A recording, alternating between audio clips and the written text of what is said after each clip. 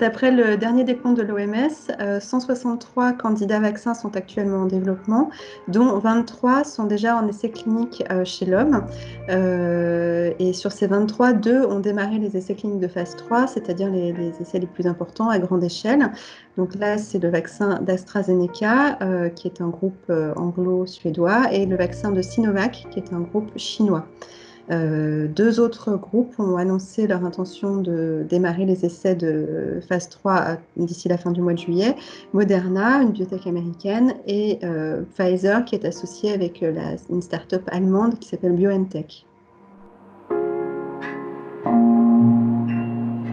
Alors, c'est le grand mystère parce que la plupart des vaccins qui ont déjà publié des résultats, donc qui sont en phase 2 ou qui démarrent les phases 3, montrent qu'ils permettent d'obtenir la production par les sujets vaccinés d'anticorps contre le Covid.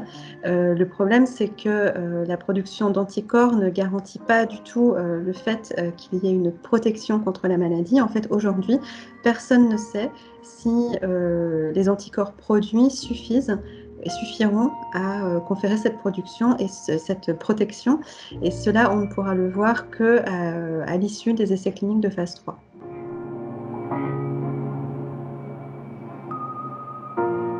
Le gros souci, c'est que beaucoup d'experts craignent que le vaccin contre le coronavirus, ou en tout cas certains des vaccins en développement contre le coronavirus, pourraient entraîner un effet d'aggravation de la maladie, c'est-à-dire que les anticorps produits par la vaccination, au lieu de protéger du virus, faciliterait son entrée dans les cellules. C'est quelque chose qui a déjà été vu par le passé avec d'autres vaccins, notamment le vaccin de Sanofi contre la dengue ou antérieurement un vaccin contre la bronchiolite.